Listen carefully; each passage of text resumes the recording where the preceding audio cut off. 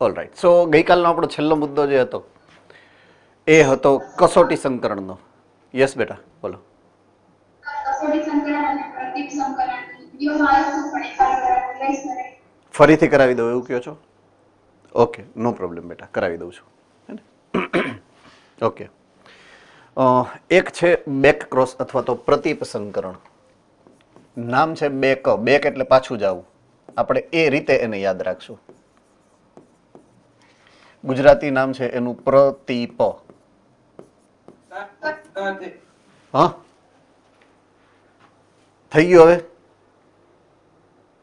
Okay. પ્રતીપ સંકરણ.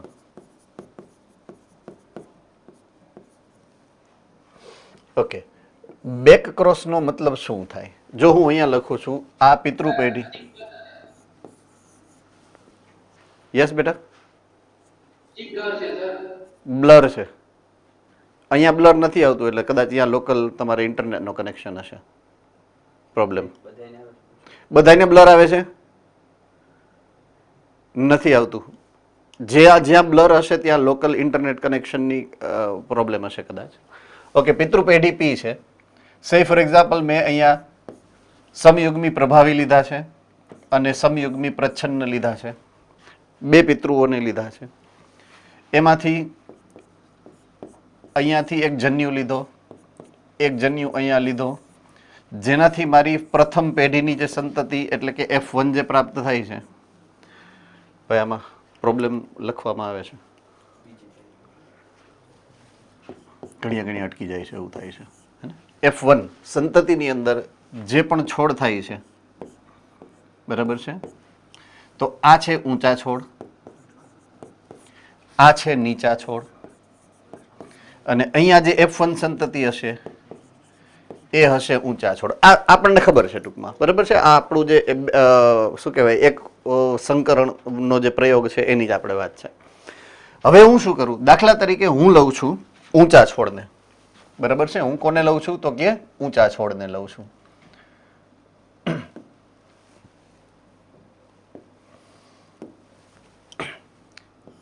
F1 સંતતિના ઊંચા છોડને હું લઉં છું અત્યારે. રેડી?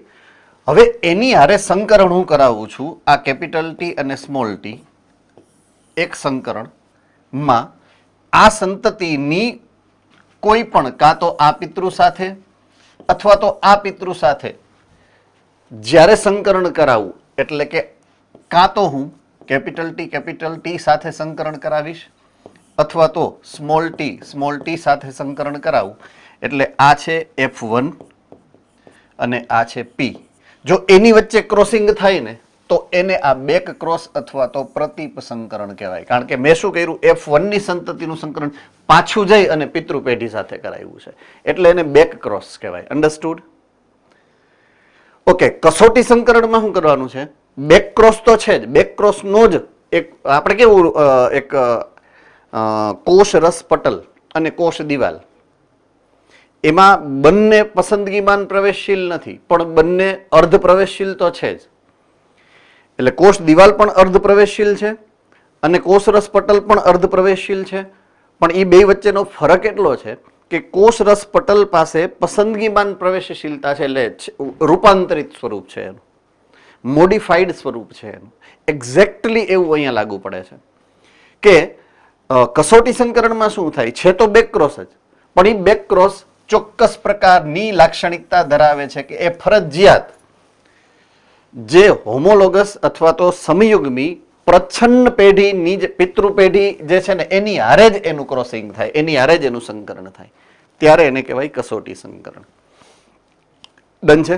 એટલે એમની વચ્ચેનો ભેદ ખાલી એટલો છે. ઓકે. સો આ આપણે છેલ્લે જોયું હતું.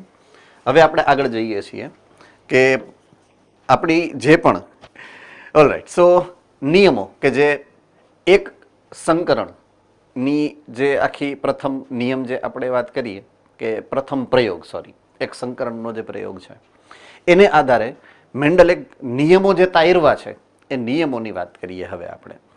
તો પહેલો નિયમ જે એણે તાયરવો છે મેન્ડલે, એનું નામ છે પ્રભુતાનો નિયમ. આપણને ખબર જ છે પણ છતાં આપણે અકોર્ડિંગ ટુ ધી ટેક્સ્ટ જે આપેલું છે એને આપણે જેને કહેવાય કમ્પાઇલ કરી અને સમજવાનો પ્રયત્ન કરીએ તો અહીંયા તમારી સામે મૂક્યું છે કે કોઈ પણ સજીવ હશે, બરાબર છે, એ સજીવ એની અંદર એના કોષોમાં કારકો હંમેશા જોડમાં રહે છે એવું તમને સમજાવવામાં આવ્યું છે, બરાબર છે. કારકો કેવા છે? હંમેશા જોડમાં છે, બરાબર છે. તો આ જોડમાં રહેલ કારકોને દર્શાવે છે. જો એ વિષમયુગ્મી હશે,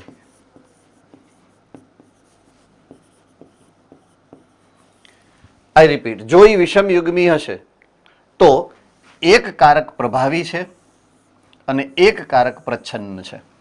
અહીંયા જે તમને બતાવ્યું છે એ કેવું છે? વિષમયુગ્મી કારક છે, બરાબર છે. હવે સમયુગ્મી કારક પણ હોઈ શકે. સમયુગ્મીના પાછા બે પ્રકાર પડશે. કાં તો સમયુગ્મી પ્રભાવી હશે એટલે કે બંને કેપિટલ ટી હોઈ શકે, અથવા તો સમયુગ્મી પ્રચ્છન્ન હોઈ શકે એટલે બંને સ્મોલ ટી હોઈ શકે. અને અહીંયા જે આપેલું છે એ તો અહીંયા આપણે ચર્ચામાં લીધું કે એક વિષમયુગ્મી સ્થિતિ દર્શાવે જેમાં એક પ્રભાવી છે અને એક પ્રચ્છન્ન છે.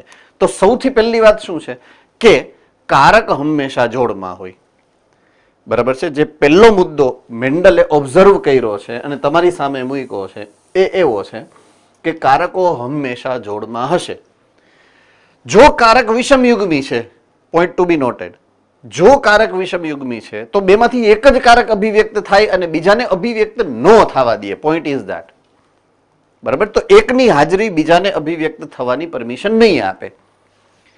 તો લક્ષણોનું નિર્ધારણ કારક નામના સ્વતંત્ર એકમ દ્વારા થાય છે. આ પહેલું તારણ એનું કારક છે કે જે એક પેઢીમાંથી બીજી પેઢીમાં વહન પામે છે, જન્યુઓ દ્વારા વહન પામે છે, બરાબર છે.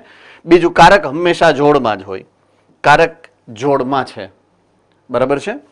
ત્રીજું, કારકની જોડના બે કારક જો અસમાન એટલે કે વિષમયુગ્મી છે તો બેમાંથી એક જ અભિવ્યક્ત થાય. જે અભિવ્યક્ત થાય એ પ્રભાવી છે અને બીજું અભિવ્યક્ત નથી થતું એના માટે આપણે શબ્દ વાપરીએ છીએ પ્રચ્છન્ન કારક. રેડી? તો આપણે આ ખબર છે, આ નિયમ આપણે ઓળખીએ છીએ, આપણે જેને કહેવાય કે એની ચર્ચા અગાઉ પણ કરી ચૂક્યા છીએ. છતાં બી આમાં કોઈને કાંઈ ડાઉટ હોય તો પૂછી શકો છો. પ્રથમ નિયમમાં કોઈને કાંઈ ડાઉટ? All right. સો એક સ્ટેપ આગળ વધીએ. બીજો નિયમ છે. બીજા નિયમનું નામ છે વિશ્લેષણનો નિયમ, બરાબર છે. ઓકે, વિશ્લેષણનો નિયમ એટલે છૂટું પડવું, વિશ્લેષણ થાવું એટલે છૂટા પડવું. આઈ રિપીટ, વિશ્લેષણ થાવું એનો અર્થ થાય છૂટા પડવું. ઓકે, પ્રથમ નિયમ એવું કહેવા માંગે છે તમને કે કોઈ પણ સજીવમાં કારક હંમેશા જોડમાં હશે, બરાબર છે. કોઈ પણ સજીવમાં કારકો હંમેશા જોડમાં હશે.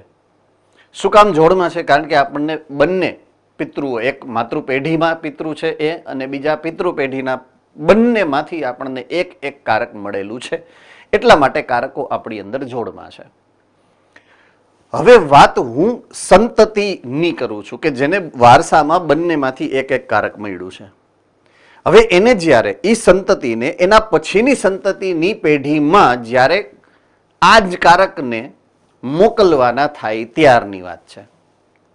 રેડી? એટલે હવે હું ચર્ચા શેની કરીશ તો કે યસ, અહીંયાથી હું આગળ વધું છું, બરાબર છે. તો હવે આ પેઢીને, દાખલા તરીકે હું વાત કરું, આ પેઢી જે છે એ પેઢીને એના પછીની પેઢીમાં કારકને મોકલવા છે. તો આ જે છે કેપિટલ ટી અને સ્મોલ ટી, બરાબર છે, એ સંતતિના બે પ્રકારના જન્યુઓ ઉત્પન્ન થાય એવું તમે મને શીખડાયું હતું, યાદ આવી ગયું? બે પ્રકારના જન્યુ ઉત્પન્ન થાય. એવું શું કામ? કારણ કે આ વિષમયુગ્મી છે, બરાબર છે. જ્યારે વિષમયુગ્મી હોય ત્યારે બે પ્રકારના કારક હોય, બેમાંથી એક જ કારક જન્યુની અંદર જઈ શકે, બરાબર છે. આવું શું કામ થાય છે? કોણ કહી શકે લોજિક આનું કે જન્યુ એક જ કારક ધરાવતો શું કામ હોય? એવું કોણ કહી શકે? આ પ્રશ્નનો જવાબ ધોરણ 11ના ચેપ્ટર નંબર 10 ની અંદર તમને સમજાવવામાં આવ્યું છે. આ ઓકે, ભુજ સેન્ટર. કારણ કે જન્યુઓ એકથી હોય આપણે એક માથું મળે બીજું માથું મળે ઇન્ટરનેટ વેન થાય તો એક માથું જવાનું. Okay, good. કે દાખલા તરીકે હું એમ વાત કરું કે માતા છે અથવા તો પિતા છે, એનો દેહ છે એ 2n છે. આપણા બધાનો દેહ પણ કેવો છે? 2n છે. બરાબર છે. તો સંતતિ હશે, સંતતિ એ પછી નર સંતતિ હોય, માદા સંતતિ હોય, એનો દેહ પણ 2n રાખવાનો છે. પેઢી દર પેઢી પ્લોઈડી વધારવાની નથી આપણે. બરાબર છે.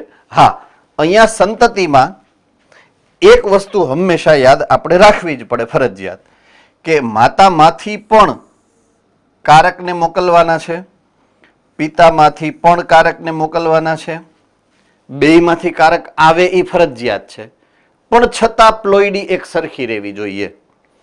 હવે માતા 2n છે, પિતા પણ 2n છે, અને બેયના જે કારકો છે એ આમાં આવે તો અહીંયા 4n થઈ જાય. આ 4n ની સ્થિતિ આવે તોય વાંધો નહીં. એના પછીની પેઢીમાં કેટલા થાય? 8n થાય. એના પછીની પેઢીમાં કેટલા થાય? 16n થાય, 32n થાય. તો 1000 પેઢીએ શું વાત? ખાલી આખા શરીરમાં ડીએનએ જ વધે, બાકી કાંઈ વધે નહીં. આ સ્થિતિ ન આવે એટલા માટે શું કર્યું આપણે કે આ 2n ને અડધા કરી અને એકકીય બનાવી અને અહીંયા મોકલા. આ 2n ને અડધા કરી એક કરી બેમાંથી એક સેટ કરી અને અહીંયા મોકલા. એટલે એક સેટ આમ બાજુથી આવ્યો, એક સેટ આમ બાજુથી આવ્યો, એટલે 2 સેટ થઈ ગયા તમારે.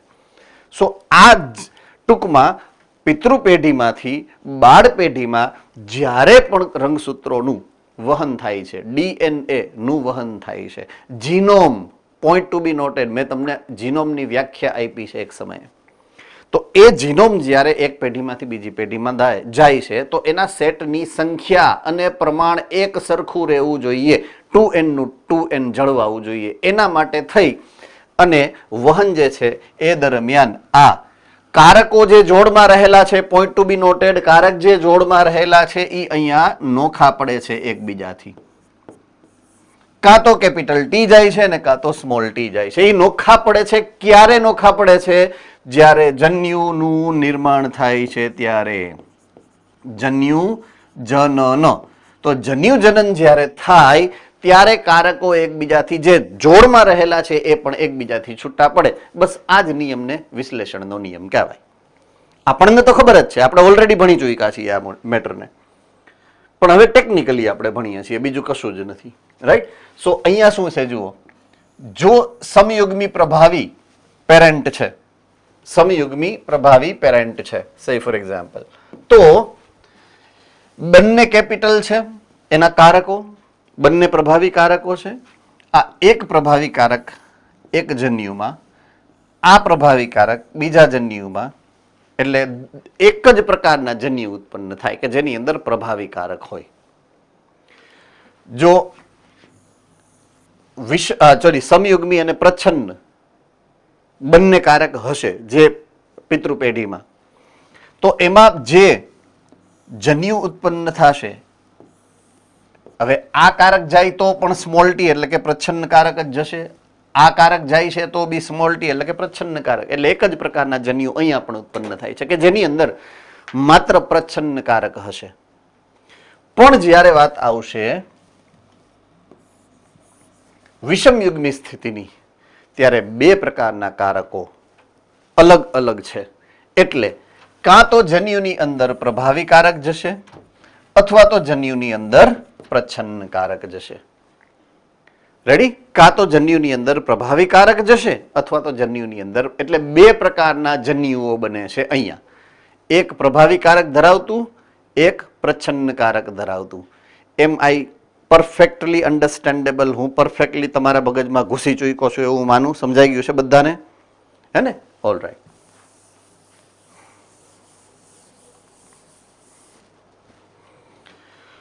All right. સો અહીંયા આપણે જે સમજ્યા છીએ એને જે દર્શાવેલું છે એની વાત કરીએ તો બે કારકો છે, એટલે કે વૈકલ્પિક કારકો મિશ્રિત થયા વગર સાથે રહેતા હોય છે તમારા શરીરની અંદર. હવે જ્યારે સજીવ દ્વારા જન્યુઓનું સર્જન થાય ત્યારે બંને કારક એકબીજાથી અલગ પડે છે, જેની વાત હમણાં જ આપણે પાછળ આકૃતિમાં કરી.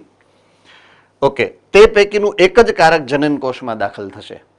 કાં તો સમયુગ્મી છે તો કાં તો પ્રભાવી અથવા તો પ્રચ્છન્ન એક જ પ્રકાર, પણ વિષમયુગ્મી છે તો બે પ્રકારના, તો કાં તો કેપિટલ ટી જશે એટલે કે પ્રભાવી કારક જશે, કાં તો સ્મોલ ટી એટલે કે પ્રચ્છન્ન કારક. બેમાંથી એક જ કારક જે છે એ જન્યુમાં દાખલ થાય છે. તો આ રીતે કોઈ પણ જન્યુકોષ લક્ષણોની અભિવ્યક્તિ માટે એક જ પ્રકારના જનીન ધરાવતું હોય છે. બેમાંથી એક જ પ્રકારના, કાં તો પ્રભાવી જનીન હશે ને કાં તો પ્રચ્છન્ન જનીન હશે. બરાબર છે.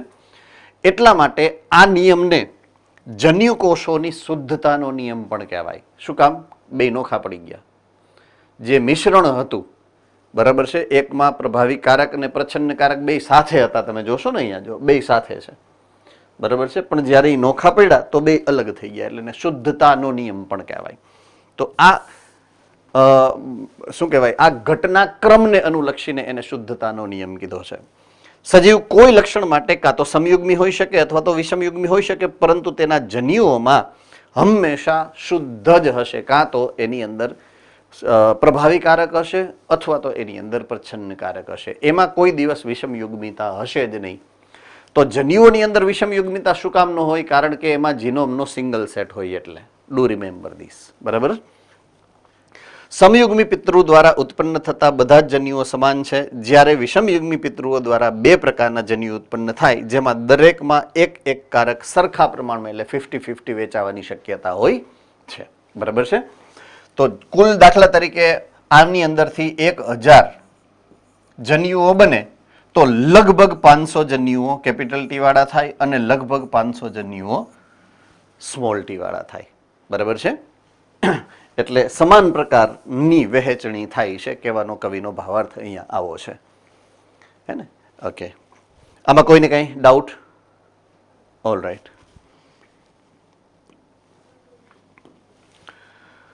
હવે નેક્સ્ટ પ્રયોગ, બે જનીનોનું વારસાગમન અથવા તો દ્વિસંકરણનો પ્રયોગ.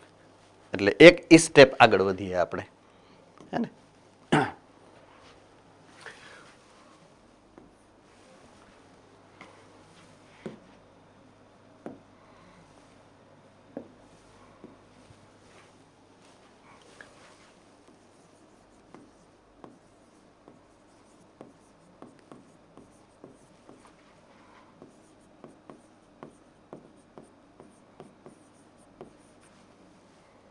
આ ઘટના છે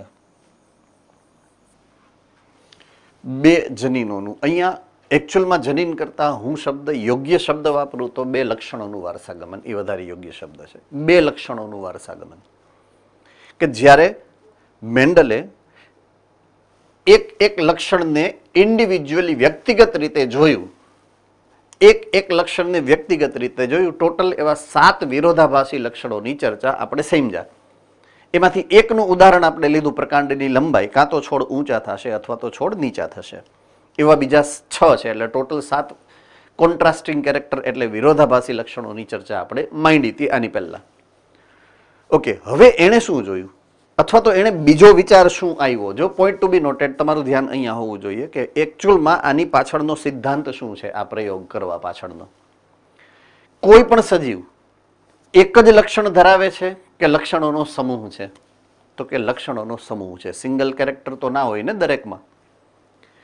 તો જ્યારે એક પેઢીમાંથી બીજી પેઢીમાં લક્ષણોનું વહન થશે, બરાબર છે, તો કોઈ એક લક્ષણ બીજા લક્ષણની સાથે જ વહન પામવાનું છે. નોખા નખા નથી જવાના બધા, કે તું તારે પહેલી બસમાં જા, હું બીજી બસમાં આવું છું, એવું તો છે નહીં. રાઈટ? બધા એકી સાથે એક જ બસ એટલે કે એક જ જન્યુમાં જવાના છે. જેટલા કારકો, જેટલા જનીનો છે, એ જનીનોના બધા જ કારકો એક જ બસમાં એટલે કે એક જ જન્યુમાં જવાના છે, એક જનરેશનમાંથી બીજા જનરેશનમાં, એટલે એક પેઢીમાંથી બીજી પેઢીમાં. રેડી? તો હવે એ જ્યારે વારસાગમન થાય છે બધાનું એકી સાથે 7 લક્ષણ, દાખલા તરીકે એક પેઢીમાંથી બીજી પેઢીમાં જાય તો એક લક્ષણ અને બીજું લક્ષણ, આઈ રિપીટ, એક લક્ષણ અને બીજું લક્ષણ એ એકબીજાની હારોહાર જાય કે નોખા પડે, કે એનો આંતર સંબંધ શું? સિમ્પલ લેંગ્વેજમાં સમજાવવાની ટ્રાય કરું તમને.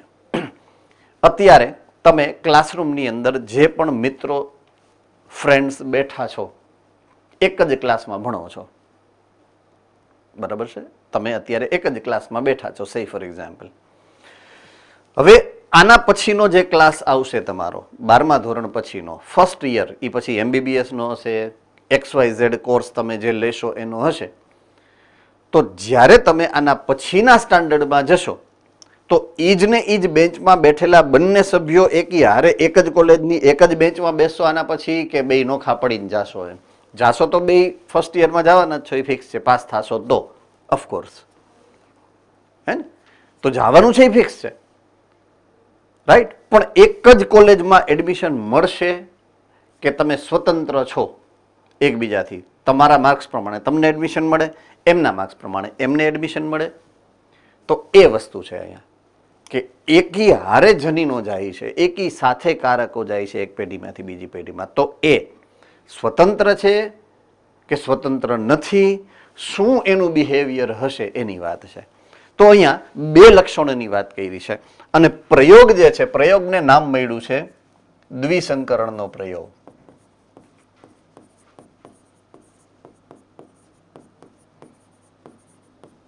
ઘટના છે બે લક્ષણોનું વારસાગમન, પ્રયોગનું નામ છે દ્વિસંકરણનો પ્રયોગ. તો અહીંયા લક્ષણો કેટલા ધ્યાનમાં લેવાના છે? બે. કેટલા લક્ષણો ધ્યાનમાં લેવાના છે? બે. ઓકે, હું લખું છું લક્ષણ નંબર 1.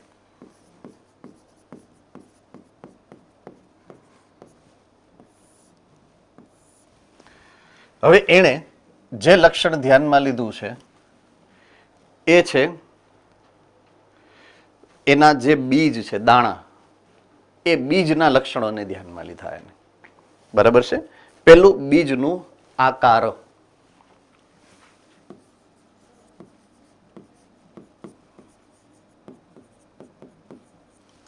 આ પહેલું લક્ષણ જે એને ધ્યાનમાં લીધું છે, બીજનો આકાર.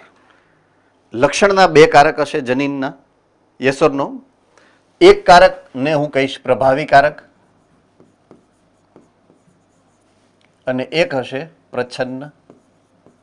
જે પ્રમાણે કારક બે છે એ પ્રમાણે એની અભિવ્યક્તિ પણ બે પ્રકારની હશે. બરાબર છે? તો બીજના આકારની જે બે અભિવ્યક્તિ તમને સમજાવવામાં આવી છે ઓલા 7 લક્ષણોમાં, પ્રભાવી છે ગોળ બીજ અને પ્રચ્છન્ન છે ખરબચડા બીજ. રેડી? ગોળ અને ખરબચડા. ગોળ એટલે રાઉન્ડ, એટલે એની સંજ્ઞામાં આર છે, આ કારક થઈ ગયો.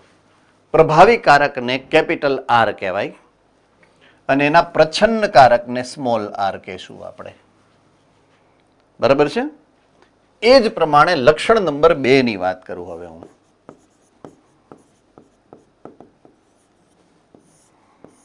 લક્ષણ નંબર 2 છે બીજનો રંગ.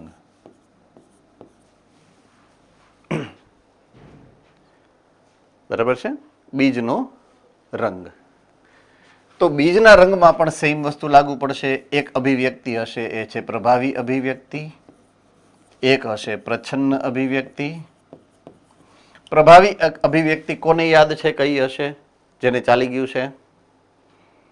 ઓકે, રાજકોટ ગુરુકુલનો હાથ પહેલા ઊંચો થયો છે, એને પહેલો ચાન્સ આપીએ આપણે.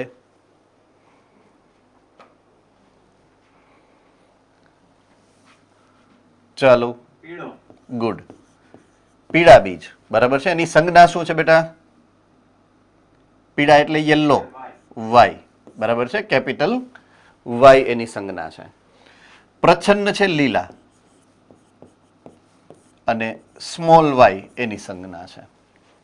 તો આ રીતે આ 4 એની સંજ્ઞા એટલે કે કારક અને 4 પ્રકારની અભિવ્યક્તિ. બરાબર છે? પ્રભાવી અભિવ્યક્તિ, પ્રચ્છન્ન અભિવ્યક્તિ બીજના આકાર માટે, પ્રભાવી અભિવ્યક્તિ, પ્રચ્છન્ન અભિવ્યક્તિ બીજના રંગ માટે. ઓકે, આની અંદર કોઈને કાંઈ ડાઉટ નથી એવું હું માની લઉં છું પર્સનલી. રેડી? ઓકે, હવે હું વાત કરું છું પ્રયોગના શરૂઆતની. પ્રયોગની શરૂઆત હંમેશા પિતૃ પેઢી પી થી થશે. બરાબર છે? પિતૃ પેઢી પી થી થશે. એક કામ કરીએ આપણે આના પછીના પેજમાં જોયા જઈએ. બે પ્રકારની સંતતિ, સોરી પિતૃઓ, બે પ્રકારના પિતૃઓ અહીંયા લેવાના છે. ઓકે, પ્રભાવી લક્ષણ ધરાવતા એટલે કે આ સમયુગ્મી પ્રભાવી અને એક છે સમયુગ્મી પ્રચ્છન્ન.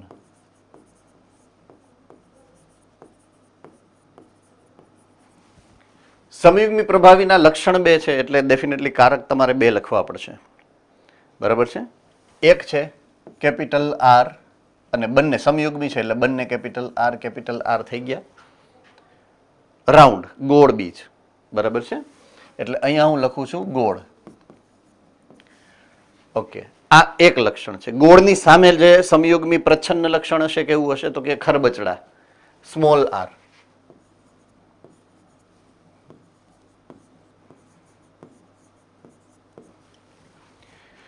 આ પહેલું લક્ષણ અને એના કારકો. બરાબર છે. બીજું લક્ષણ છે કેપિટલ વાય એટલે કે પીળા. તો ગોળ અને પીળા બીજ ધરાવતી એક પિતૃ પેઢી અને અહીંયા છે સ્મોલ વાય ખરબચડા અને લીલા બીજ ધરાવતી એક પિતૃ પેઢી છે. આવા 2 પિતૃઓ લીધા. સમયુગ્મી પ્રભાવીમાં કોણ આવશે? ગોળ અને પીળા. સમયુગ્મી પ્રચ્છન્નમાં કોણ આવશે? ખરબચડા અને લીલા. રેડી? આમાં કોઈને કઈ ડાઉટ? ઓકે, હવે વાત કરીએ આના જન્યુઓની, બંનેના. તો જન્યુઓની અંદર બંને પ્રકારના જનીનોના એક કારક જશે. એટલે કે આ કેપિટલ આર માંથી એક આર જશે, કેપિટલ વાય માંથી કેપિટલ વાય જશે. એટલે જન્યુઓની અંદર અહીંયા 2 પ્રકારના કારકો હશે, 2 અલગ અલગ. એક ગોળ માટેનું કારક છે, એક પીળા માટેનું કારક છે. એટલે એક કેપિટલ આર થાય છે, એક કેપિટલ વાય થાય છે. ઓકે, આમાં નો સમજાણો હોય એવો મુદ્દો હોય તો કહી શકો છો. All right. અહીંયા બી જ્યારે હું જન્યુઓની વાત કરીશ, એક જન્યુ આવશે સ્મોલ આર, એક જન્યુ આવશે સ્મોલ વાય. એટલે આ વાત મારે કરી છે મેં જન્યુઓની. અહીંયા 2 પ્રકારના જન્યુઓ, બંને પેઢીમાંથી એક પ્રકારના જન્યુઓનું જ્યારે સંયુગ્મન થાય એટલે કે ફલનની પ્રક્રિયા થાય, આ સંયુગ્મનને પરિણામે અહીંયા જે F1 સંતતિ પ્રાપ્ત થશે, F1 સંતતિ. આ F1 સંતતિનું જીનોટાઇપ, જનીન પ્રકાર કેવો છે જુઓ. કેપિટલ આર અહીંયાથી મળ્યો છે એને પ્રથમ જન્યુમાંથી અને સ્મોલ આર અહીંયાથી મળ્યો છે. એટલે વિષમયુગ્મી સ્થિતિ થાય. સેમ ટુ સેમ જે આપણે એક સંકરણના પ્રયોગમાં જોયું એ જ પ્રમાણે. એમાં કેપિટલ ટી સ્મોલ ટી થતા હતા. કેપિટલ આર સ્મોલ આર અહીંયા થાય છે. સેમ વે કેપિટલ વાય અને સ્મોલ વાય થશે. બંને જન્યુઓ એક પ્રભાવી અને પ્રચ્છન્નકારક આપશે. રેડી? આમાં કોઈને કઈ ડાઉટ છે? ઓકે, આનો ફિનોટાઇપ ગોતો જોઈએ કેવો હશે. બરાબર છે. વિષમયુગ્મી સ્થિતિ છે એટલે કેપિટલ આર અભિવ્યક્ત થાય કે સ્મોલ આર અભિવ્યક્ત થાય? તો કે કેપિટલ આર અભિવ્યક્ત થાય. જો કેપિટલ આર અભિવ્યક્ત થશે તો એ અભિવ્યક્તિ કેવી હશે? તો કે ગોળ. બીજ કેવા હશે? ગોળ. હવે વાય ની વાત કરું તો કેપિટલ વાય અને સ્મોલ વાય માં કેપિટલ વાય અભિવ્યક્ત થાય અને એ આપશે અભિવ્યક્તિ પીળા રંગની. તો અહીંયા બધી જ સંતતિઓની અંદરથી જે પણ બીજ મળશે એ બીજ કેવા હશે? ગોળ અને પીળા. 100% સેમ ટુ સેમ મુદ્દો એ જ છે.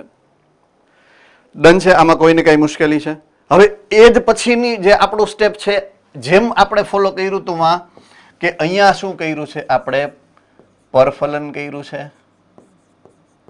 અથવા તો પરપરાગનયન કર્યું છે. તો અહીંયા આપણે શું કરવાનું છે? સ્વફલન અથવા તો સ્વપરાગનયન કરવાનું છે. રેડી? એટલે એ જ સંતતિના એક છોડમાંથી આપણે એ પરાગરજ લઈ અને એ જ છોડના બીજા પુષ્પ ઉપર એને છાંટી એટલે capital R small R, capital Y small Y, 2 પેઢી થઈ. એક જ પેઢીના 2 જે છે એ છોડ લીધા મેં. બંનેના લક્ષણો સેમ છે, ગોળ અને પીળા. એમની વચ્ચે જ્યારે સંકરણ થયું, સ્વફલન કરાવ્યું દાખલા તરીકે, તો હવે મારે આના જન્યુઓ બનાવવાના છે. રેડી? હવે આપણા માટે એક થોડીક નાની એવી ચેલેન્જ આવી. જન્યુઓમાં થશે કેવું કે જુઓ અહીંયા કેપિટલ આર સ્મોલ આર છે અને કેપિટલ વાય સ્મોલ વાય છે. એટલે 4 અલગ અલગ કારક છે મારી પાસે. જાવાના 2 જ છે. રાઈટ? જાવાના 2 જ છે કારકો. કાં તો કેપિટલ આર અથવા તો સ્મોલ આર જાય, કા કેપિટલ વાય અથવા તો સ્મોલ વાય જાય. એટલે અહીંયા હું પ્યુનેટ સ્ક્વેરનો ઉપયોગ કરીશ જન્યુઓના પ્રકારને મેળવવા માટે. તો કાં તો કેપિટલ આર કેપિટલ વાય, બરાબર છે, અથવા તો સ્મોલ આર કેપિટલ વાય, અથવા તો અહીંયા કેપિટલ આર સ્મોલ વાય, અથવા સ્મોલ આર સ્મોલ વાય. આવા 4 પ્રકારના જન્યુઓ મને મળશે. કેટલા પ્રકારના? 4 પ્રકારના જન્યુઓ મને મળશે. રેડી? સિમ્પલ મેથડ મારે વાપરવી હોય તો કઈ રીતના વાપરી શકું? જો આવી method, capital R small R, capital Y small Y, આવું કરી અને અહીંયા શું કરવાનું? પહેલા આ કેપિટલ આર એની જોડી આની સાથે પણ થઈ શકે, એટલે કે કેપિટલ આર કેપિટલ વાય, આની જોડી આની હારે પણ થઈ શકે, એટલે કે capital R small Y. Ready? હવે આવશે આનો વારો. આની જોડી આની હારે પણ થઈ શકે, એટલે કે સ્મોલ આર કેપિટલ વાય, અને આની જોડી આની હારે પણ થઈ શકે, એટલે કે સ્મોલ આર સ્મોલ વાય. એટલે હું આ મેથડ પણ વાપરી શકીશ, આ મેથડ પણ વાપરી શકીશ. મૂળભૂત રીતે તમે સરખાવશો તો 4 પ્રકારના જન્યુઓ બનશે. સિમ્પલ. આપણા માટે લોજિક આ એક જ ઇમ્પોર્ટન્ટ છે અત્યારે. તો આવા 4 પ્રકારના જન્યુઓ આપણને પ્રાપ્ત થાય બંને સાઈડે. અહીંયા પણ 4 છે, અહીંયા પણ 4 છે. 4 પ્રકારના જન્યુઓ આપણને મળ્યા છે. હવે આપણે એમાં સ્વફલન કરાવવાનું છે અને F2 પેઢી લેવાની છે. રેડી? તો આપણે પ્યુનેટ સ્ક્વેર પાછું વાપરવું પડશે વન્સ અગેઇન. તો મારે હવે પ્રાપ્ત કરવી છે F2 પેઢીને. તો મારી પાસે 4 પ્રકારના જન્યુઓ, એક દાખલા તરીકે હું પ્યુનેટ સ્ક્વેર બનાવું તો કેપિટલ આર કેપિટલ વાય એક, કેપિટલ આર સ્મોલ વાય બીજું, પછી સ્મોલ આર કેપિટલ વાય અને સ્મોલ આર સ્મોલ વાય. આ 4 પ્રકારના જન્યુઓ એક પિતૃના અને બીજા પિતૃના બીજા 4 પ્રકારના, એટલે capital R capital Y, capital R small Y, small R capital Y, small R small Y. આ 4 પ્રકારના જન્યુ બીજી પેઢીના મળ્યા. એટલે મારો જે પ્યુનેટ સ્ક્વેર બનશે એ પ્યુનેટ સ્ક્વેર કેવો બનશે એની વાત કરું હું હવે તમારી સાથે.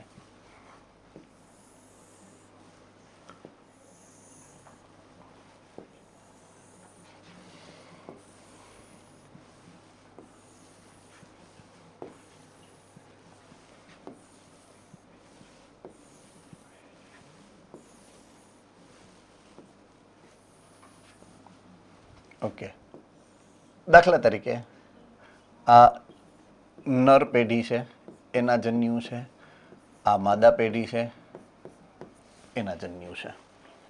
રેડી? તો હવે આનું કોમ્બિનેશન આપણે વિચારીએ.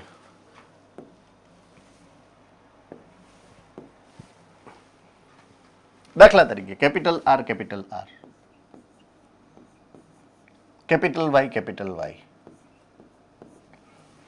બરાબર છે? એ ક્યાંથી આવે છે? તમારામાં ચાલુ છે. Okay, capital R capital Y small Y, બરાબર છે? તો તમારી પાસે પેન હશે, તમારી પાસે પેપર પણ છે, બુક છે. ચાલો કરવા માંડો આખું ટેબલ ફટાફટ. You have 5 minutes. 5 મિનિટ આપું છું તમને. માત્ર જીનોટાઈપ, માત્ર જીનોટાઈપ.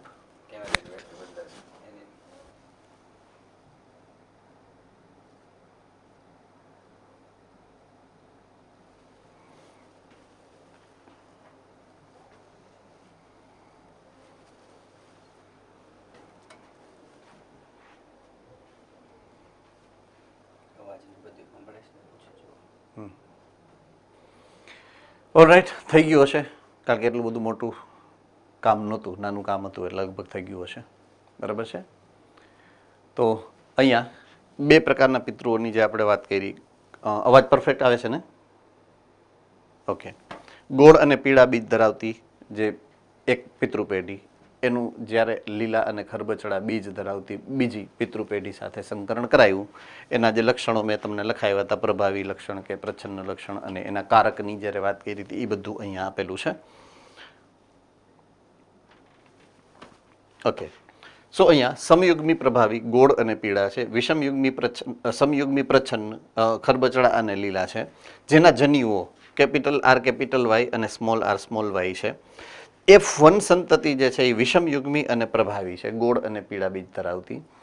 જ્યારે એના જન્યુઓ બનાવવાની વાત આવશે તો 4 પ્રકારના જન્યુઓ બનશે, capital R capital R small capital Y અને સ્મોલ વાય. એ જ પ્રમાણે 4 પ્રકારના જન્યુઓ અહીંયા બનશે. રાઈટ, એટલે તમને જે પ્રાપ્ત થવું જોઈએ પ્રમાણ એ આવું હોવું જોઈએ. તો સૌથી પહેલા કેપિટલ આર કેપિટલ વાય એટલે કે ગોળ અને પીળા બીજ ધરાવતી સંતતિ. એટલે ઉપર લખ્યું છે એ જીનોટાઈપ છે, નીચે લખ્યું છે એ ફેનોટાઈપ છે. બરાબર છે. Capital R capital Y small y ગોળ અને પીળા બીજા પ્રકારની સંતતિ. ત્રીજી સંતતિ capital R small R capital Y ત્રીજા નંબરની સંતતિ. ચોથા નંબરની સંતતિ capital R Y small y. પાંચમા નંબરની સંતતિ કેપિટલ આર સ્મોલ વાય. છઠ્ઠી capital R small y. Capital R capital Y small y. Capital R small y. હવે હું ત્રીજી લીટીમાં આવી ગયો. Capital R capital Y capital R capital Y small R capital Y અને small R capital Y small y. ચોથી લાઈનમાં આવ્યો હવે હું. બરાબર છે. Capital R capital Y capital R small Y small R capital Y small y અને small R small y. ઓય બાપા, થક ગયા હું કરતે કરતે યાદ તુझको. थक गया हूं करते करते याद तुझको, अब तुझे मैं याद आना चाहता हूं. હે ને? હવે આપણને તો આ યાદ રહી જાય એટલે ઘણું એમ. ગંગા નાયા એમ કહેવાય ને. મેન્ડલને યાદ કરતા કરતા બહુ થાકી ગયા આપણે. હવે મેન્ડલને આપણે યાદ આવી તો સારું એમ. હે ને? સો આવી અલગ અલગ સંતતિઓ જે તમે તમારા ટેબલની અંદર લખી છે. જીનોટાઈપ મેં લખવાનો કીધો તો ફિનોટાઈપ તમારે લખવો પડે. કોઈ પણ 2 લક્ષણ આપેલા હશે, તમે કોઈ પણ 2 લક્ષણોની જ્યારે વાત કરશો તમને સેમ પ્રકારનો ચાર્ટ મળશે. F2 સંતતિમાં 16 પ્રકારની સંતતિમાંથી હવે તમે જુઓ ને કે એને કમ્પેર કરશો ને, જો કમ્પેરિઝનમાં એક પર્ટિક્યુલર પેટર્ન બને છે. બરાબર છે. ગોળ પીળા આમ, ગોળ પીળા આમ અને ગોળ પીળા આમ. જો આ પેટર્ન છે, સમોસું બનશે. ફિક્સ પેટર્ન બન્યું. હવે સમોસાનું કેન્દ્ર લઈ લો, બટેટું અંદર ઓલું હોય ને મસાલો ભરેલો, એ કેન્દ્ર લઈ લો. એ કેન્દ્રમાં 2 ખૂણે આ બાજુ અને આ બાજુ જો હરખે હરખું હશે. ગોળ લીલા, આ ગોળ લીલા છે. રેડી? મુશ્કેલી કાંઈ? ઓકે. હવે આનો લઈ લો વારો, આનો. તો સેમ વસ્તુ અહીંયા મળશે. આમ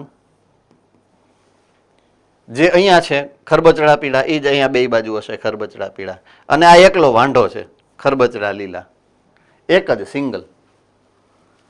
બરાબર છે. એક જ સિંગલ છે ખરબચડા લીલા.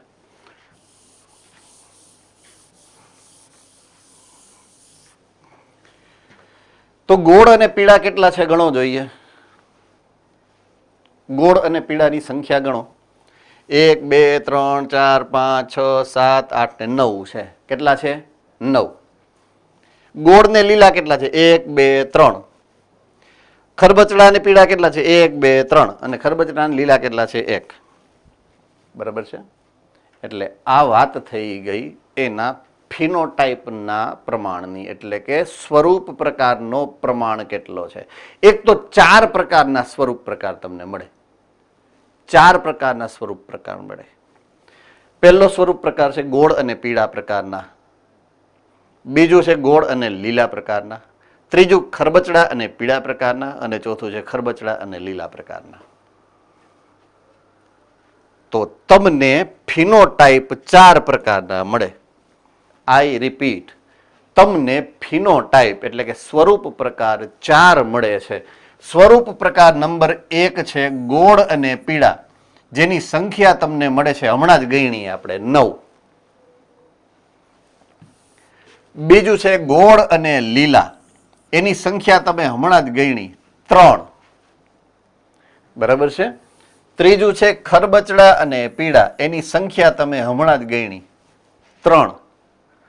અને સૌથી છેલ્લું છે ખરબચડા અને લીલા, મેં તમને કીધું હતું એ એક જ મળે, સિંગલ. ચાલો, આમાં કોઈને કઈ મુશ્કેલી છે? તો સ્વરૂપ પ્રકારનું જે પ્રમાણ તમને મળે છે 9 ની સામે 3 ની સામે 3 ની સામે 1, 9:3:3:1 ઓર 9:3:3:1 નું પ્રમાણ મળશે. સ્વરૂપ પ્રકારનો રેશિયો. રેડી? આમાં કોઈને કાંઈ ન સમજાય એવો કોઈ મુદ્દો હોય તો તમે હાથ ઉપર કરી અને પૂછી શકો છો કે આ પોઈન્ટ મને નથી સમજાણું. એવું કાંઈ છે ખરું? Yes or no? ઓકે, નથી. તો ઓકે, તો આ પ્રમાણે 3 પીળા અને 1 લીલા સાથે 3 ગોળ અને 1 ખરબચડા ની શ્રેણી જે છે એ મળે છે. એ વળી શું કહેવા માંગે? જો તમારી ટેક્સ્ટબુકની અંદર આ મુદ્દો લખેલો છે કે બંને પીળા અને લીલા, ગોળ અને ખરબચડા, આનું કોમ્બિનેશન કર્યું છે. પોઈન્ટ ટુ બી નોટેડ. કોમ્બિનેશન કોનું છે? તો કે પિતૃ પેઢીના લક્ષણો કયા કયા હતા? પિતૃ પેઢીમાં પીળા અને લીલા હતા, જુઓ તો જરાક. હા કે ના? અને ગોળ અને ખરબચડા હતા કે નહીં? જુઓ તો. મળી ગયું પિતૃ પેઢી પી નું બે લાક્ષણિકતા, મૂળભૂત લાક્ષણિકતા. તો ગોળ અને ખરબચડા એ બે અલગ અલગ, કાં તો ગોળ હશે ને કાં તો ખરબચડા હશે. યસ ઓર નો? અને કાં તો પીળા હશે ને કાં તો લીલા હશે. યસ ઓર નો? એ બેને કમ્પેર કર્યા છે એકબીજાની સાથે. બરાબર છે કે F2 ની અંદર, આઈ રિપીટ, F2 ની અંદર, જો અહીંયા લખું છું F2, એમાં પીળાનું પ્રમાણ કેટલું અને લીલાનું પ્રમાણ કેટલું? સેમ વે F2 ની અંદર ગોળનું પ્રમાણ કેટલું અને ખરબચડાનું પ્રમાણ કેટલું? ગણો જોઈ. પીળા કેટલા છે જુઓ તો. 1 2 3 4 5 6 7 8 9 હશે પીળા. જુઓ જોઈ, 9 મળ્યા. પીળા કેટલા છે? 9. જો અહીંયા લખું છું પીળા, મને દેખાણા 9 એટલે હું અહીંયા લખું છું. તમને 15 દેખાય તો તમે લખી શકશો. બરાબર ને? ઓકે, હવે આપણે લીલા ગણીએ. એટલે ઓલી રામલીલા વાળી લીલા નહીં, બીજ લીલા, એ ગણવાની છે તમારે. બરાબર છે? ગણો જોઈએ લીલા બીજ. આ 1 2 3 4 4 4. કેટલા મળ્યા? કેટલા મળ્યા? 4. તો પીળામાં કઈક મુશ્કેલી હશે. જુઓ, રાજકોટ ગુરુકુલ, રાજકોટ ગુરુકુલ બોલો. મેં કીધું તું મને 9 મળ્યા, તમને 9 મળ્યા તો બધાય કેવા હા હા અમને 9 મળ્યા. કોઈએ ગણવાની તસ્દી ન લીધી. બોલો તો ખરા. મેં લખ્યું એટલે આવી ગયો. હે ને? 12.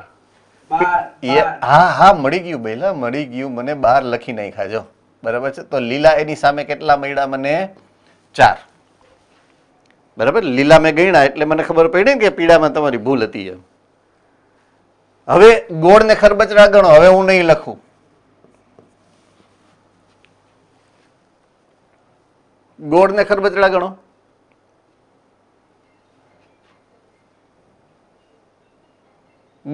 ગોળની સંખ્યા કયો? ચાલો ફટાફટ.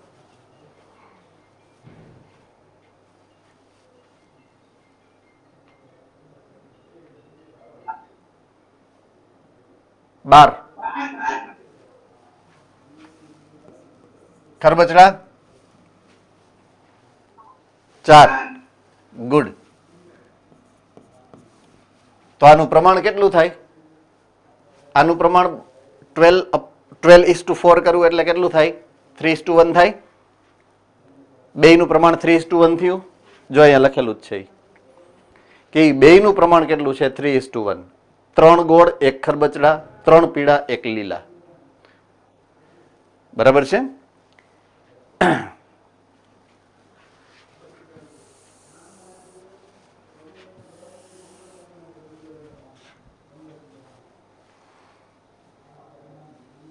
ઓકે. ગોળ, ખરબચડા, બીજું પીળા, લીલા. બરાબર છે? એટલે આ થઈ ગયા 12, આ થઈ ગયા 4, આ થઈ ગયા 12, આ થઈ ગયા 4. એટલે આનો જે રેશિયો મળે છે મને 3:1. આનો રેશિયો મળે છે 3:1. બરાબર છે? એટલે 3 ગોળ 1 ખરબચડા ગુણ્યા 3 પીળા 1 લીલા. આ ઓલું ભૌમિતિક ગાણિતિક સ્વરૂપ આવી ગયું 2 પેઢીનું, હે ને? એને જે ગાણિતિક સ્વરૂપ આપ્યું ને એ પાછું જો રિપીટ કર્યું મેં અહીંયા. એટલે 3 તેરી 9, 9 ગોળ અને પીળા. ગોળ પીળા કેટલા? 3 × 3 9. 9 ગોળ પીળા પ્લસ ગોળ લીલા કેટલા થાય? 3. 3 ગોળ લીલા. આવી રહ્યું જો ગોળ લીલા કેટલા? 3 × 1 એટલે 3 જ થાય. હવે એ જ પ્રમાણે ત્રીજું પદ આવશે 1 ખરબચડા 3 પીળા એટલે 3 × 1 3 ખરબચડા અને પીળા. અને છેલ્લું પદ 1 ખરબચડા 1 લીલા એટલે 1 જ આવે 1:1 એટલે ખરબચડા અને લીલા. થઈ ગયો તમારો 9:3:3:1 નો રેશિયો. આ રીતે પણ તમે પ્રાપ્ત કરો. બરાબર છે? તો આ પદને પણ તમારે આ રીતે યાદ રાખવું પડે. એટલે એ અહીંયા મેં લખેલું છે, રાઈટ? એ તમને જ્યારે ઓલું મળે છે PDF ત્યારે મળી જશે, એટલે you can get it. Alright. હવે વાત કરીએ જીનોટાઈપના રેશિયોની. ફિનોટાઈપનો રેશિયો આપણે જોયો 9:3:3:1. હવે જીનોટાઈપનો રેશિયો જોઈએ. તો પહેલા વાત કરીએ આપણી પાસે જે મૂળ 4 પ્રકારના ફિનોટાઈપ છે. 4 પ્રકારના ફિનોટાઈપ. ફિનોટાઈપ નંબર 1 કયો છે? ગોળ અને પીળા. ફિનોટાઈપ નંબર 2 કયો છે? ગોળ અને લીલા. ફિનોટાઈપ નંબર 3 કયો છે? ખરબચડા અને પીળા. અને 4 ખરબચડા અને લીલા. આવા 4 જીનોટાઈપ છે, ફિનોટાઈપ છે. એમાંથી પહેલો ફિનોટાઈપ છે એ છે ગોળ અને પીળા. ગોળ અને પીળામાં જો ગમે ત્યારે તમારે જીનોટાઈપ ગણવાનું આવશે, જીનોટાઈપ મેળવવાનો આવશે, એટલે શરૂઆત અહીંયાથી કરવાની. જોજો અહીંયા આમ બાજુ, અહીંયા સૌથી પહેલા અહીંયાથી શરૂઆત કરવાની. આ પહેલા ખાનાથી શરૂઆત કરવાની. Capital R, capital R, capital Y. મેં લખ્યું જો અહીંયા પહેલું જ લખાઈ ગયું. હવે એની સંખ્યા ગણવાની. કેટલી છે? ગણો જોઈએ. 1 જ છે. બરાબર છે? 1 જ છે. એટલે એ મેં 1 લખ્યું એની સામે. 1 છે. ઓકે, તો આ 1 છે. હવે આ અહીંયાથી આમ જાઓ એટલે આ આવ્યો. Capital R, capital R, capital Y, small y. અહીંયા મેં લખી નાખ્યો. એની સંખ્યા મારે ગણવાની. તો એ હંમેશા આમ જ આવશે. બીજો અહીંયા જશે. બે બાજુ આમે જવાનું આમે જવાનું, બે સરખા જ મળશે તમને. એટલે આ પણ થઈ ગયું તમારું 2 ની સંખ્યામાં. હવે હું એક સ્ટેપ આમ ખસું. Capital R, small r, capital Y, capital Y. જો આમ ખસીશ એટલે આમ ખસું એટલે આ 2 એક જ થઈ ગયા. બરાબર છે? એટલે એ પણ 2 છે. અને સેમ હું અહીંયા ખસું આમ તો આ 4 એ 4 આવી ગયા. એટલે આ 2, 3 અને 4ની સંખ્યામાં capital R small R capital Y small Y છે. 4ની સંખ્યામાં, એટલે એ 4 છે. રેડી?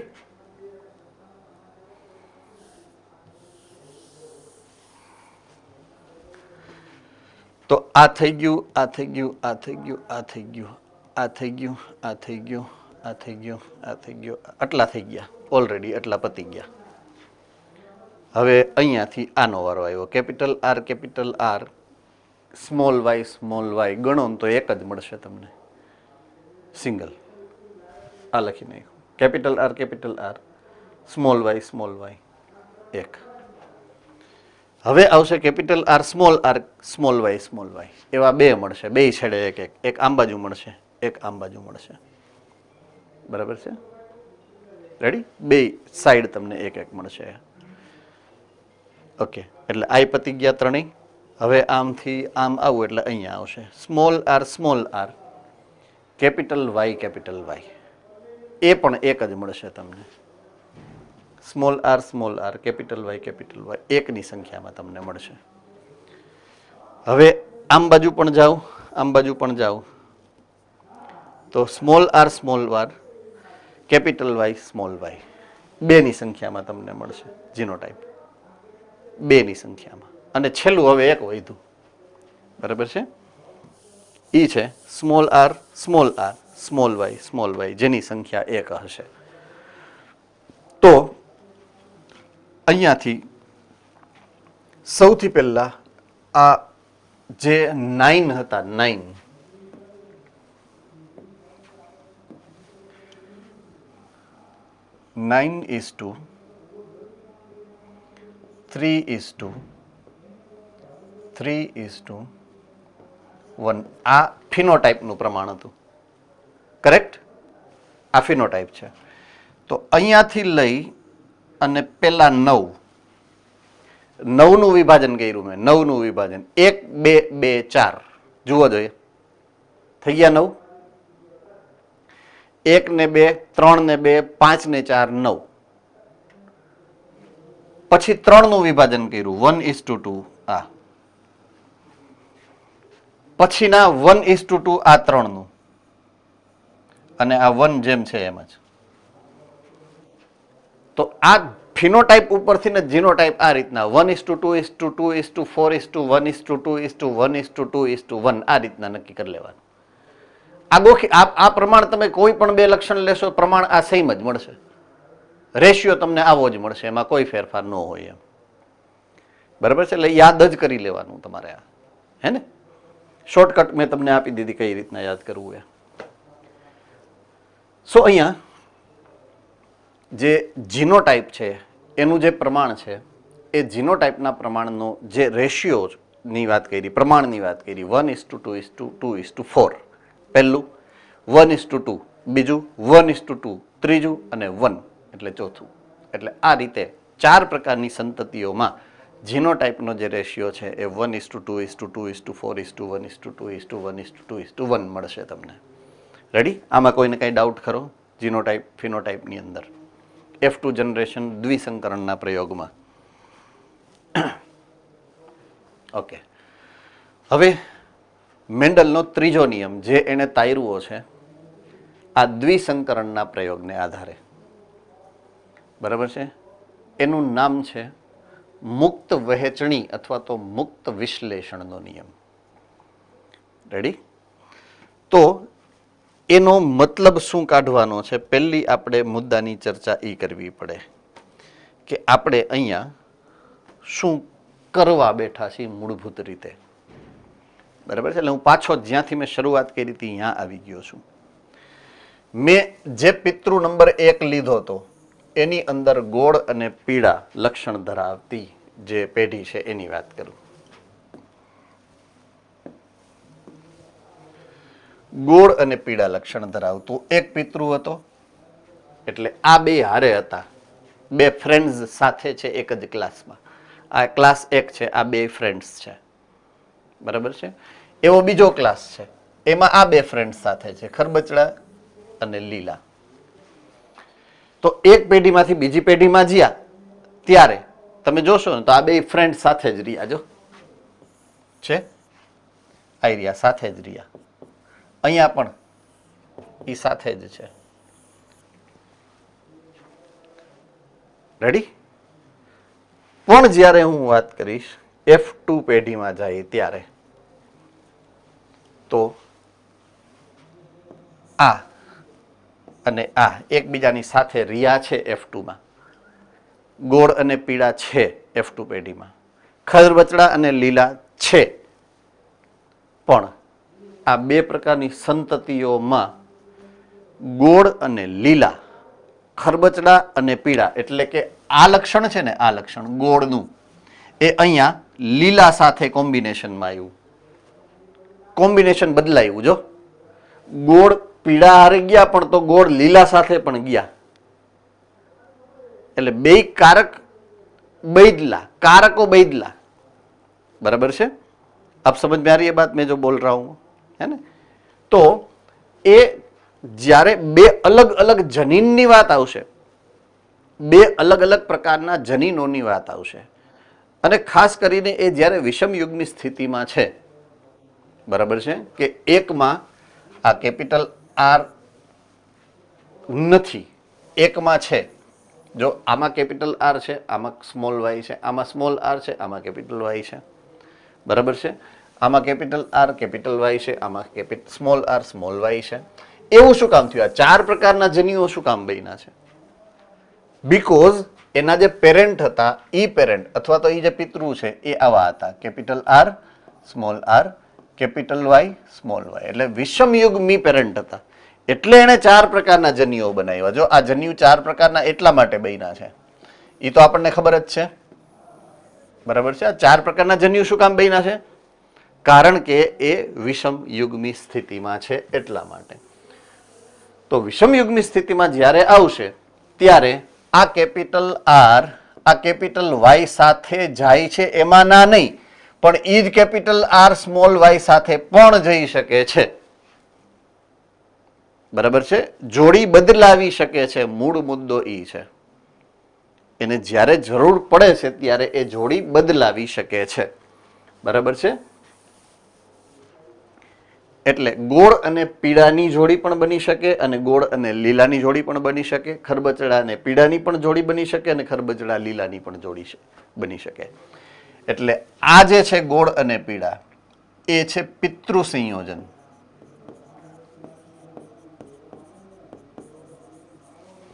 આ જે ખરબચડા લીલા છે એ પણ છે પિતૃ સંયોજન. એ બંને પિતૃ સંયોજન કહેવાય. એની સામે આ બે પિતૃ નથી, નવા બન્યા છે, બરાબર છે. એ પિતૃઓમાં નહોતા, પી પેઢીમાં આ કોમ્બિનેશન નથી, એટલે એને કહેવાય પુનઃ સંયોજન. પુનઃ સંયોજન, નવું સંયોજન થયું છે, જે પિતૃમાં નહોતું અને F2 પેઢીમાં તમને મળ્યું છે આ સંયોજન, બરાબર છે. એટલે પુનઃ સંયોજિત સંતતિ, બરાબર છે, કેટલી છે? 16 માંથી 6, 10 પિતૃ સંતતિ છે, પિતૃક લક્ષણ ધરાવતી સંતતિ છે. 9 આ છે, 9 આ છે, 3 આ છે, 3 આ છે, 1. એટલે પિતૃ વાળી કેટલી છે? 9 ને 1 10, અને પુનઃ સંયોજન વાળી કેટલી છે? તો કે 6. આ પ્રમાણને પણ તમારે, આ સંખ્યાને પણ તમારે યાદ રાખવાની થશે, બરાબર છે.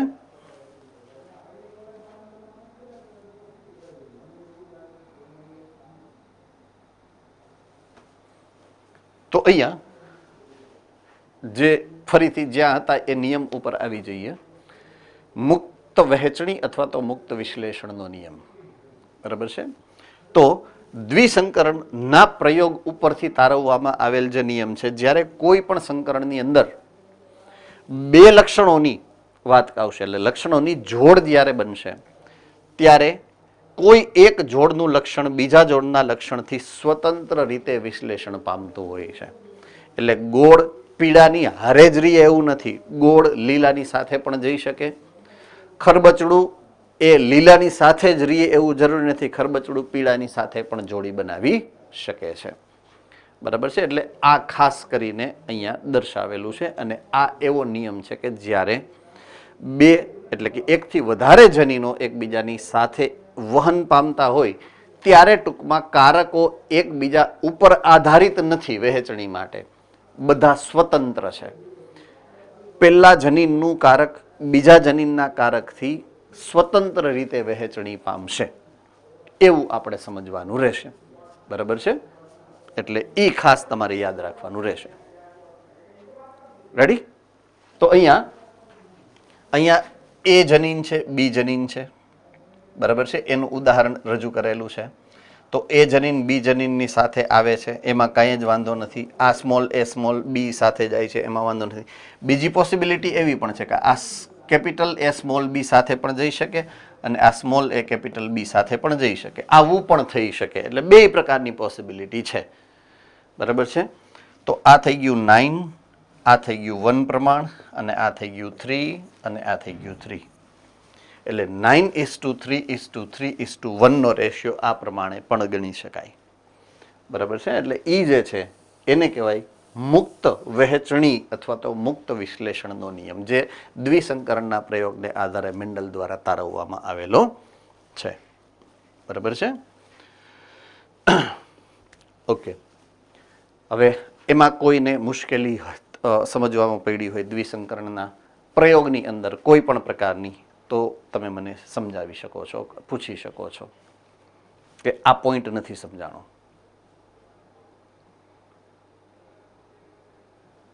All right. નેક્સ્ટ મુદ્દા ઉપર જઉં છું, જેનું નામ છે પ્રભાવિતતાની સંકલ્પના. બરાબર છે? જ્યારે લક્ષણમાં બે પ્રકારના કારકો છે એ આપણને ખબર છે. બરાબર છે? લક્ષણ કોઈ પણ છે એની અભિવ્યક્તિ માટે તમારી પાસે કારકના બે સ્વરૂપ હોઈ શકે.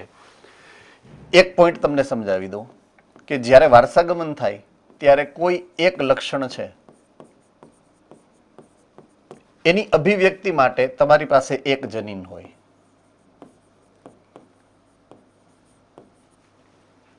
બરાબર છે? આ તો આપણને ખબર જ છે. કોઈ એક લક્ષણ એનું નિયમન એક જનીન દ્વારા થતું હોય છે. કોઈ પણ એક જનીનની વાત કરું, એના હંમેશા બે કારકો છે.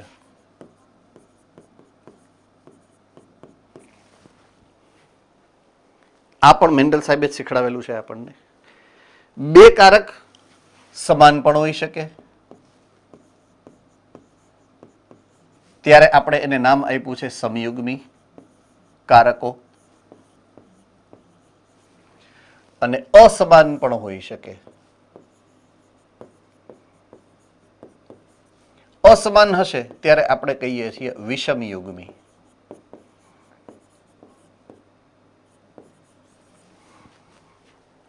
ચાલો, આમાં કોઈને કઈ મુશ્કેલી? હવે જ્યારે વિષમયુગ્મિતાની વાત કરીશ, વિષમયુગ્મિતા, ત્યારે એક કારક પ્રભાવી હશે, એક કારક પ્રચ્છન્ન હશે.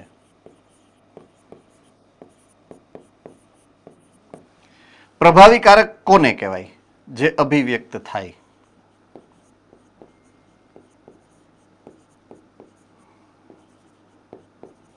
પ્રચ્છન્ન લક્ષણ અથવા તો પ્રચ્છન્ન કારક કોને કહેવાય? જે અભિવ્યક્ત ન થાય.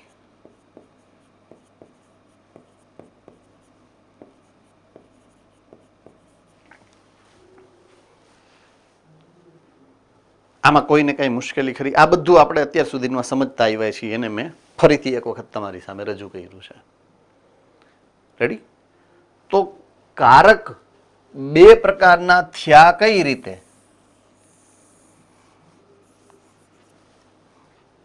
કારકના બે સ્વરૂપ થયા કઈ રીતે એની વાત છે. રેડી? તો એની શરૂઆત હું કરું છું અગેન, કે કોઈ એક લક્ષણ એના માટે તમારી પાસે એક જ જનીન હોય. આ જનીન એના કારક એની જોડ હશે. એટલે કે બે કારક હોય, કારકની જોડ છે. એટલે કે કારક 2 છે જનીનના. હવે જ્યારે બને છે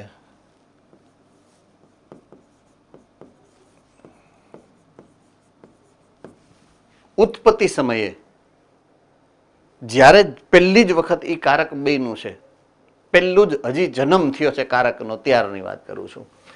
કારકોની જોડ હંમેશા સમાન જ હોય.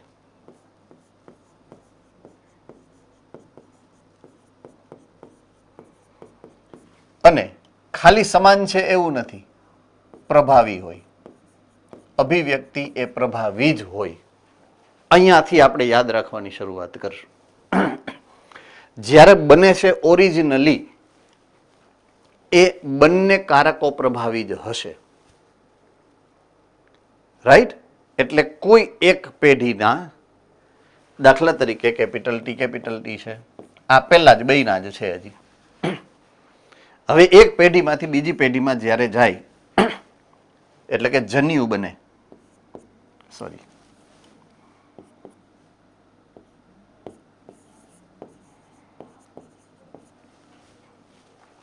જન્યુ બને ત્યારની વાત છે. ચેપ્ટર નંબર 10, ધોરણ 11, અને ચેપ્ટર નંબર 2 અને 3, ધોરણ 12. 2 અને 3 કદાચ 1, 2, 3 બધા ધોરણ 12, પ્રજનન વાળા ચેપ્ટર્સ. તો જન્યુઓ જ્યારે બને છે કોઈ પણ સજીવમાં, જે ઉચ્ચ કક્ષાની વનસ્પતિ હશે કે ઉચ્ચ કક્ષાના પ્રાણીઓ હશે, એ સજીવ જ્યારે જન્યુ બનાવે છે, કોષ વિભાજનની કઈ પદ્ધતિ વાપરે છે? કોણ કહી શકશે? જન્યુના નિર્માણમાં કોષ વિભાજનની કઈ પદ્ધતિ છે? બોલો હેતલ. ઓકે, હું અહીંયા લખું છું અર્ધીકરણ. અર્ધીકરણ દ્વારા આ બનતી ઘટના છે. એક પેઢીમાંથી બીજી પેઢીમાં જાય એટલે અર્ધીકરણ થાય, એ ફરજિયાત છે. એમાં કરેક્ટ ઓર નોટ? બરાબર છે. અર્ધીકરણથી ન જ જવાનું છે એને. ઓકે, હવે અર્ધીકરણ દરમિયાન જે વિશેષતા તમને ધોરણ 11 ચેપ્ટર નંબર 10 સમજાવી છે, અર્ધીકરણ બનતી, અર્ધીકરણની અંદર જે અર્ધીકરણ 1 ખાસ કરીને પૂર્વાવસ્થાની અંદર ઘણા બધા ફેરફારો સમજાવ્યા છે. 5 અવસ્થાઓ દર્શાવી છે પૂર્વાવસ્થા 1 ની અંદર. લેપ્ટોટીન, ઝાયગોટીન, પેકાઇટીન, ડાયકાઇનેસિસ અને ડિપ્લોટીન. યાદ આવી ગયું? એ દરમિયાન એક વિશેષ ઘટના બને છે. એ ઘટના કઈ છે? ચાલો ફટાફટ, રાજકોટ ગુરુકુળ, ફટાફટ.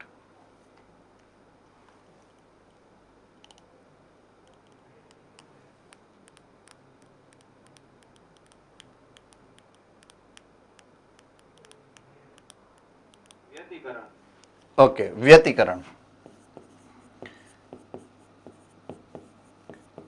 વ્યતિકરણની ઘટનાનું પરિણામ શું આવે? વ્યતિકરણની ઘટનાનું પરિણામ શું આવે? રાજકોટ ગુરુકુળ.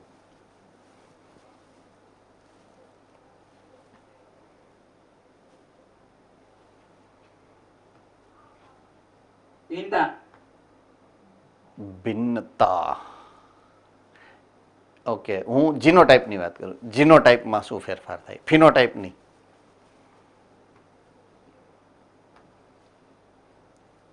બોલો બરોડા.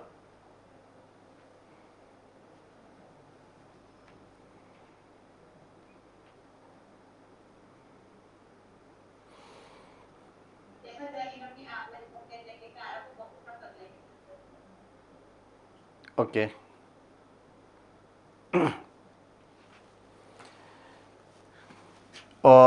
બે સમજાત રંગસૂત્રની વિષમજાત રંગસૂત્રિકાઓ ઉપર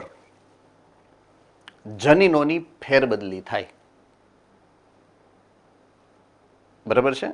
હું ફરીથી કહું છું, 2 પ્રકારના સમજાત રંગસૂત્ર, એની વિષમજાત રંગસૂત્રિકા, એમાં જનીનોની ફેરબદલી થાય, આપલે થાય.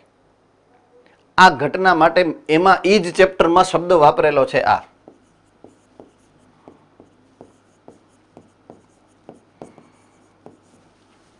પુનઃ સંયોજન થાય. આ શબ્દ તમારે મને આપવાનો હતો જવાબમાં, પુનઃ સંયોજન. બરાબર છે?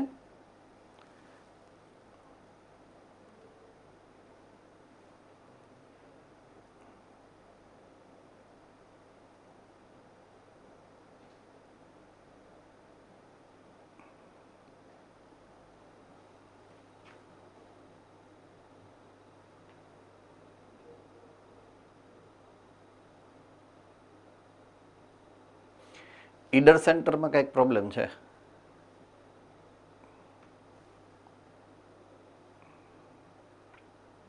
નથી? તો વાતો તો કરો છો અંદરો અંદરી ક્યારના. સમજાઈ ગયું છે, નથી સમજાણું એવું કાંઈ પ્રોબ્લેમ છે? નથી સમજાતું એવું કાંઈ છે? નથી? Okay, alright. સો પુનઃ સંયોજન એ પરિણામ છે અને વ્યતિકરણ એ ઘટના છે. હજુ ચાલુ છે, બોલો. છે આ?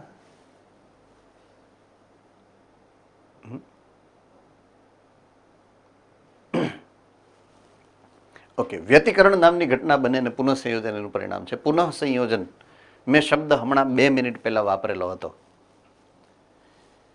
બરાબર છે? પિતૃ સંયોજન અને પુનઃ સંયોજન એવા 2 શબ્દો મેં વાપરેલા હતા F2 પેઢીની સંતતિ માટે. પિતૃ સંયોજન 16માંથી 10 સંતતિમાં 9:1 રેશિયામાં હતું અને પુનઃ સંયોજન જે સંતતિમાં હતું એ વચ્ચેના 2 3:3 રેશિયોમાં હતું. એટલે એ પુનઃ સંયોજન એ આ શબ્દ છે, એ ત્યાંથી મેં લીધેલો શબ્દ છે. સંતતિઓ જે પુનઃ સંયોજિત સંતતિઓ છે એનું પ્રમાણ જે છે એ આ છે. બરાબર છે? તો આ કારકોની જોડની અંદર આ પુનઃ સંયોજન આ રીતે થાય છે. આપણે આ પુનઃ સંયોજનથી અટકાવીએ છીએ કારણ કે 12:30 વાગી ગયા છે એટલે આપણો ટાઈમ પૂરો થયો છે આજનો. તો પ્રભાવિતતાની સંકલ્પના આ પુનઃ સંયોજનના મુદ્દાથી આપણે આગળ વધારશું નેક્સ્ટ લેક્ચરની અંદર. રેડી? Fine, okay.